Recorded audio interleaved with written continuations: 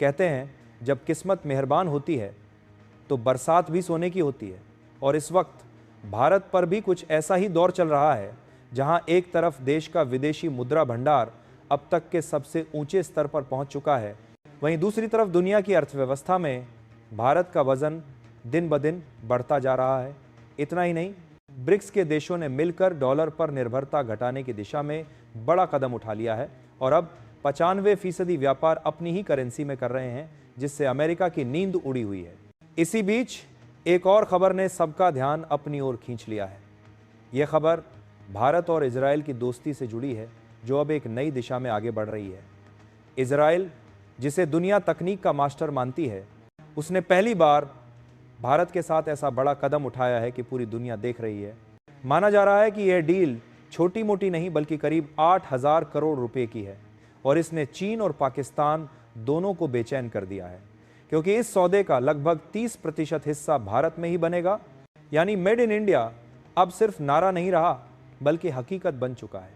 भारत और इजराइल की इस नई साझेदारी ने अमेरिका और यूरोप तक को सोचने पर मजबूर कर दिया है कि आखिर इजराइल जैसा उन्नत देश भारत को अपनी तकनीक का साझेदार क्यों बना रहा है।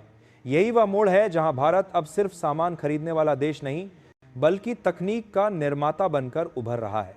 और इसी वजह से यह डील सिर्फ एक सैन्य समझौता नहीं बल्कि भारत की बढ़ती ताकत का प्रतीक बन गई है। अब देखना यह है कि इस समझौते में क्या क्या शामिल है और इससे भारत को कितनी नई ताकत मिलने जा रही है। पूरी डेवलपमेंट को इस वीडियो में समझते हैं, लेकिन आगे बढ़ने से पहले इस वीडियो को एक लाइक करके चैनल को सब्सक्राइब ज़रूर कर लीजिए, क्योंकि आपके लिए भले ही 1 सेकंड का काम है लेकिन इससे हमारी बहुत बड़ी मदद होती है। इजराइल की यह डील टेक्निकली और रणनीतिक रूप से बहुत ख़ास है, क्योंकि इसमें सिर्फ हथियारों की खरीदी नहीं हो रही बल्कि असल में साझेदारी बन रही है। IAI पुराने बोइंग 767 विमानों को लेकर उन्हें टैंकर में बदलने जा रही है और ये टैंकर हवा में ही लड़ाकू विमानों को ईंधन देंगे। इसका मतलब यह है कि हमारे राफेल और तेजस जैसी मशीनें अब लंबी उड़ानें बिना रुकावट के कर सकेंगी और ऑपरेशंस का दायरा बहुत बढ़ जाएगा। साथ ही सेकेंड हैंड विमान लेने से लागत भी कम रह रही है, इसीलिए यह महंगा प्रोजेक्ट अपेक्षाकृत किफ़ायती बन रहा है। इसी प्रक्रिया में इजरायली तकनीक और भारतीय निर्माण दोनों का मिश्रण होगा, जिससे भारत को सीखने और निर्माण करने का मौका मिलेगा। इस सौदे का करीब 30% हिस्सा मेड इन इंडिया के तहत होगा और इसका मतलब यह है कि भारत के HAL और कई निजी कंपनियां इस प्रोजेक्ट का हिस्सा बनेंगी। भारत में पार्टरून्स, असेंबली और कुछ स्पेयर पार्ट्स का निर्माण होगा और इजरायली इंजीनियर स्थानीय टीमों के साथ मिलकर काम करेंगे। इस तरह केवल जेट ही नहीं बनेंगे बल्कि हमारे इंजीनियरों को नई टेक्नोलॉजी समझने और बनाने का अनुभव भी मिलेगा। यह कदम भारत की डिफेंस इंडस्ट्री को मजबूत करेगा और भविष्य में इसी तरह के हाईटेक प्रोजेक्ट्स में हमारी भागीदारी और बढ़ेगी। साथ ही यह घरेलू मैन्युफैक्चरिंग को बढ़ावा देगा और रोजगार भी बढ़ाएगा। रणनीतिक नजरिए से देखें तो मिड एयर रीफ्यूलिंग की क्षमता किसी भी वायुसेना को लंबी दूरी तय करने और लचीलेपन के साथ ऑपरेशन चलाने की शक्ति देती है। अब तक भारत के पास पुराने L-78 टैंकर थे, जिनकी मेंटेनेंस लागत ज़्यादा और रिलेबिलिटी कम थी, इसीलिए ये विकल्प सीमित थे। नए टैंकरों से हमारी रेंज बढ़ेगी और इंडो पैसिफिक के किसी भी हिस्से में मिशन करने की क्षमता बेहतर होगी।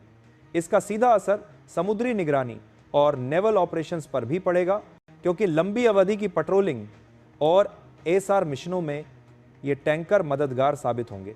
इसलिए यह सिर्फ वायुसेना का सुधार नहीं बल्कि हमारे संयुक्त रक्षा अभियानों का भी अपग्रेड है। बाहरी देशों की प्रतिक्रिया को समझना भी जरूरी है, क्योंकि इजराइल जैसी टेक्नोलॉजी वाली देश का भारत के साथ इतना गहरा जुड़ाव नई रणनीतिक तस्वीर बनाता है। अमेरिका और यूरोप के कुछ कवायदों को देखकर यह साफ दिखता है कि अब वैश्विक साझेदारियों के ढांचे बदल रहे हैं। इजराइल का भरोसा और उसका तकनीकी हस्तक्षेप भारत के साथ मिलकर कई दूसरे देशों के लिए भी प्रेरणा बन सकता है। वहीं चीन और पाकिस्तान जैसे पड़ोसी देशों के लिए यह चुनौती का संकेत है, क्योंकि अब भारत की स्ट्राइक और रेंज दोनों में सुधार होगा। कुल मिलाकर यह डील भारत को सिरफिरा बना देगी ऐसा नहीं कहा जा सकता, पर यह कदम हमारी ताकत बढ़ाने की दिशा में एक बड़ा कदम है। आखिरकार इस पूरी प्रक्रिया का सबसे बड़ा फायदा ये होगा कि भारत अब केवल खरीदार नहीं रहेगा, बल्कि निर्माता और तकनीक का साझेदार बनेगा। जब किसी उन्नत टेक्नोलॉजी का हिस्सा हमारे देश में बनता है, तो भविष्य में वही टेक्नोलॉजी और प्रोडक्ट्स भारत से दूसरे देशों को भी एक्सपोर्ट किए जा सकते हैं। इससे हमारी डिफेंस इंडस्ट्री की छवि बदलेगी और ग्लोबल मार्केट में हमारा भरोसा बढ़ेगा। और सबसे ज़रूरी बात यह है कि यह सब धीरे धीरे भारत की तकनीकी आत्मनिर्भरता को मजबूत करेगा, जिससे आने वाले समय में और बड़े और जटिल प्रोजेक्ट्स भी देश में ही हो पाएंगे। भारत और इजराइल की यह साझेदारी सिर्फ आज की ज़रूरत नहीं, बल्कि आने वाले दशकों की दिशा तय करने वाली है। जब इजराइल जैसा तकनीकी रूप से शक्तिशाली देश भारत पर भरोसा जताता है, तो यह साफ संकेत है कि भारत अब दुनिया की रक्षा तकनीक का अहम केंद्र बनता जा रहा है। इस डील के बाद भारतीय इंजीनियरों और टेक्निकल टीमों को ऐसे प्रोजेक्ट पर काम करने का अनुभव मिलेगा जो अब तक केवल कुछ विकसित देशों तक सीमित था। इससे भारत की डिफेंस इंडस्ट्री को नई पहचान मिलेगी और आगे चलकर भारत दूसरे देशों को भी इसी तरह की तकनीकी सेवाएं देने की स्थिति में होगा। अब बात करें रणनीतिक मायनों की, तो यह डील भारत की सैन्य ताकत को कई गुना बढ़ा देगी। हवा में ईंधन भरने की क्षमता मिलने के बाद वायुसेना की स्ट्राइक रेंज हजारों किलोमीटर तक बढ़ जाएगी, जिससे भारत अब केवल अपनी सीमाओं तक सीमित नहीं रहेगा। यह क्षमता भारत को इंडो पैसिफिक क्षेत्र में और भी सक्रिय भूमिका निभाने का मौका देगी। समुद्र के ऊपर निगरानी से लेकर लंबी दूरी की हवाई मिशन तक हर स्तर पर भारत की पहुंच और जवाबी क्षमता में सुधार होगा। यही कारण है कि चीन और पाकिस्तान दोनों इस डील से बेचैन हैं, क्योंकि अब भारत की ताकत सिर्फ संख्या में नहीं बल्कि तकनीक में भी उनसे कहीं आगे जा रही है। सरकार के स्तर पर भी ये डील आत्मनिर्भर भारत की सोच को मजबूत करती है। हाल के वर्षों में भारत ने लगभग 79,000 करोड़ रुपए के डिफेंस प्रोजेक्ट्स को मंजूरी दी है, जिनमें से अधिकांश में स्थानीय उत्पादन को प्राथमिकता दी जा रही है। इस नीति का नतीजा यह है कि अब विदेशी कंपनियां भी भारत में प्रोडक्शन पार्टनरशिप की तलाश कर रही हैं। यानी धीरे धीरे भारत वैश्विक रक्षा उत्पादन का हब बनता जा रहा है। ये बदलाव न सिर्फ तकनीकी दृष्टि से अहम है, बल्कि अब भारत की आर्थिक और राजनीतिक स्थिति को भी मजबूत बनाता है। नई पीढ़ी के इन टैंकर विमानों के आने से भारतीय वायुसेना की ताकत, रेंज और मिशन क्षमता तीनों में भारी सुधार होगा। हर विमान में मेड इन इंडिया की छाप होगी, जो ये साबित करेगा कि भारत अब केवल ग्राहक नहीं बल्कि निर्माता भी है। यही आत्मनिर्भरता भारत को उन देशों की कतार में खड़ा कर रही है जो अपनी रक्षा जरूरतें खुद पूरी करते हैं। ये डील आने वाले समय में और भी कई देशों को भारत के साथ जुड़ने के लिए प्रेरित करेगी।